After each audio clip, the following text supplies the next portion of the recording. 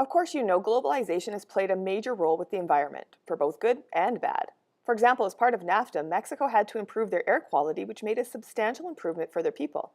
In the 90s, children were often advised not to play outside, and people were told not to engage in strenuous activities because the pollution levels, especially lead in the air, were too high. However, for the most part, globalization has had a negative impact on the environment, which impacts the quality of life for everyone. In the previous video, we talked about the flowers being grown in Kenya and Ethiopia as a great entrepreneurship. There's serious concerns with the impact of these farms on the ecosystem because they're introducing a foreign species and often using chemical fertilizers. But many of these farms are working with organizations like the World Wildlife Fund to ensure that they can have sustainable development. We've also already discussed issues like the pollution that comes from transporting goods around the world and the impact of mining and deforestation, along with the corporate agriculture that's really hard on ecosystems. The global level of pollution has increased substantially, and most scientists agree that this has contributed to global warming. So our increased consumption due to the effects of economic globalization is hurting the planet, but there's also global solutions, with many international agreements aimed at trying to solve the problem. So globalization can also be the solution, demonstrating civic responsibility. There are different opinions about our responsibility to ensure globalization does more good than harm.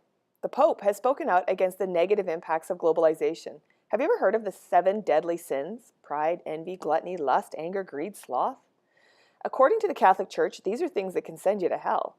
Well, today the Pope has said our deadly sins are genetic modification, human experimentation, polluting the environment, violating human rights, causing poverty, accumulating excessive wealth, drug trafficking, and consumption.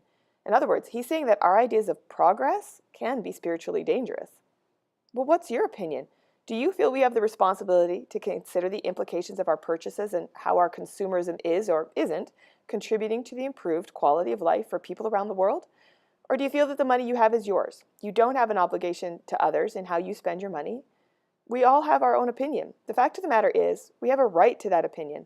All I ask is that you inform yourself, learn as much as you can to defend and act on that opinion.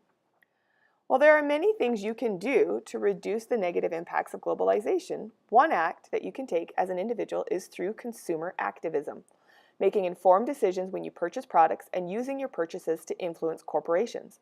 Try to find labels in stores that work to ensure goods have been made fairly and are good for the environment.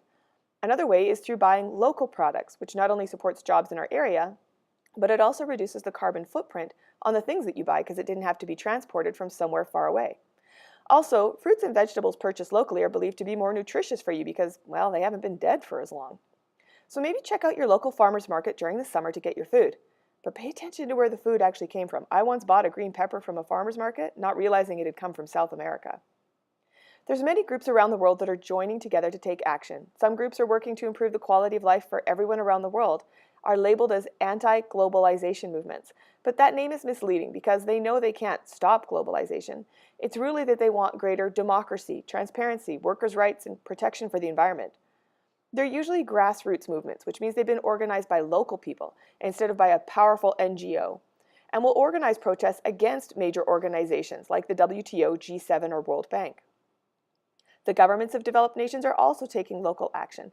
The municipal government of Calgary has now instituted policies to reduce the environmental footprint of their city because it was so huge. The central government in many developed nations has created tax incentives for more environmentally friendly cars or homes. In our area, we have the green compost bins and blue recycling bins at most homes. These programs have reduced the amount of waste in landfills and in turn have saved the government money in fees.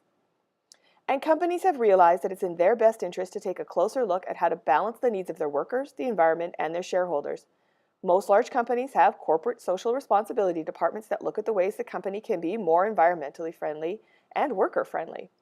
And it does help the profits of the company. There's many consumers out there that will choose a product from a company that's working to improve the quality of life for people around the world. And the reverse can also happen.